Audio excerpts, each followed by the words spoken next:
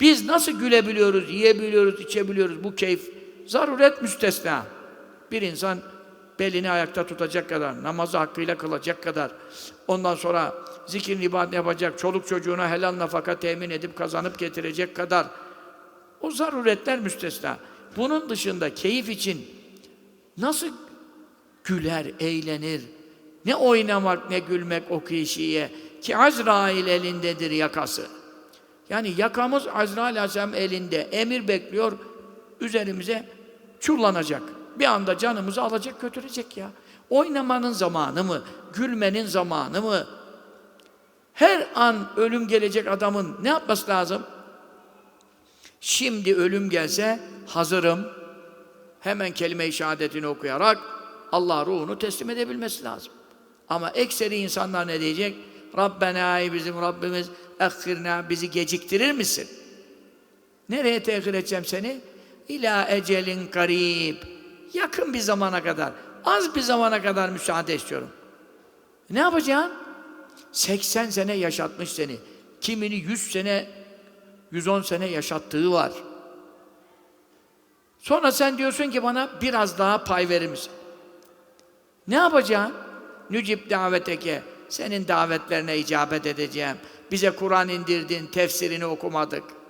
Bu kadar hadis-i şerifle peygamber gönderdin, onları dinlemedik. Ezanlar okundu, namaza gitmedik.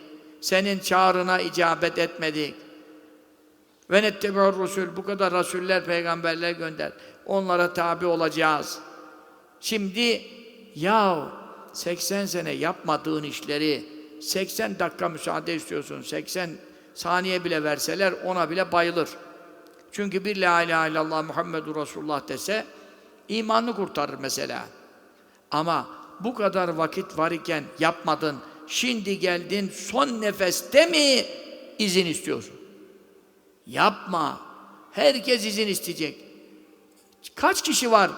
Çabuk götürün beni, çabuk götürün beni diyecek. Kaç kişi var? Kaddimuni, kaddimuni. İzâ uzatil cenazetü. Cenaze tabuta konduğu zaman vehtemele rical alâ nâkîm. İnsanlar boyunlarına onu yüklenip taşıdığı zaman fenkâne sâlihaten. O iyi bir insan ise, imanla, Kur'an'la, zikirle yaşayıp ölmüş ise, cenaze konuşuyor, söylüyor ama taşıyanlar duymuyor. Sahih hadis. Galet, o ölü ne der? Kaddimuni, kaddimuni. Çabuk götürün beni, çabuk götürün beni. Bu pis dünyada bir dakika daha fazla durdurmayın beni. Bu leşte, bu çöplükte, bu rezillikte. Cennetimi gördüm, makamımı gösterdiler, yerimi gösterdiler. Anammış, babammış, çocuğummuş. Geç o işleri. Ben cenneti gördüm. Ne durayım burada? Götürün beni çabuk. Ama ve inkânet sivâ zâlike. Namaz yoksa, abdest yoksa, ehli sünnete göre itikat bozuksa ne olacak? Kâlet ya veyleha. O cenaze konuşuyor. Yazıklar olsun bana. Eyne tezebûne biha. Bu ölüyü nereye götürüyorsunuz? Kendisi için söylüyor. Çünkü cehennemi gösterdiler. Çukurunu gösterdiler.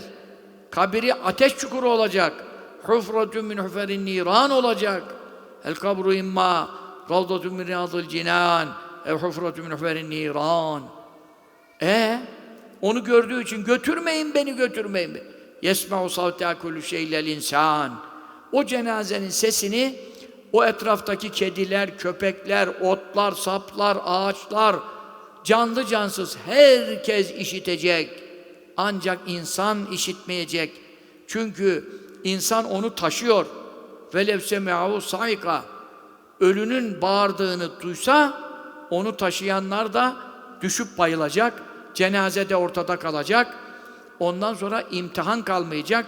Herkes inanacak, kayıptan haber alacak. Ama Allah-u Teala ne buyuruyor? Ben size Habibimle bu haberleri gösterdim, gönderdim. Aynen böyle olacak. Şimdi nereye götürüyorsunuz diye bas bas bağıranlardan olmaktansa çabuk götürün beni, çabuk götürün beni diyen.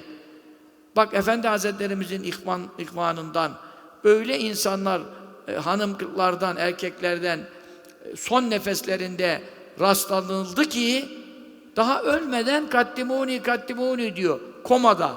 Çabuk götürün beni diyor yani. İşte o makamı elde edersen dedirttirirler. günahlarla tevbesiz devam edersen kelime-i şehadet bile dedirtmezler. La ilahe illallah demek nasip olmadan ölürsün, Allah muhafaza. Namazsızlara, abdestlere, zikirlere, bu kadar nimetleri yaratan, yaşatan, Allah'ı unutanlara Allah son nefeste Allah dedirtir mi? La ilahe illallah nasip eder mi kardeşim? İşi yoluna koyalım. İşi düzlüğe çıkaralım. Tevbe kapısı açık. Recep ayındayız. Haram aydayız. Recep kitabını, Risale-i elimize alalım. Orada 300 sayfa ilim. Recep'te Yasin okumak, Recep'te şu ameli yapmak, Recep'te cenaze namazı kılmak, Recep'te sadaka vermek, Recep ayında şu, Recep ayında şu günlerde oruç tutmak, tümünü tutmak, kaç gününü tutmak, bütün şeyler yazılmış. Şu mübarek haram ayda, Recep Risalesi. Kolay, Avska yayınlarında hemen sipariş et geliyor. Veyahut burada var mı bilmiyorum. Senin evinde de var. Benim ekseri cemaatlerimin kütüphanelerinde evinde var. Siz beni ekseri dinleyen insanların ailelerindensiniz çoğunuz. Var. Okuyun. Amel etmek için okuyun.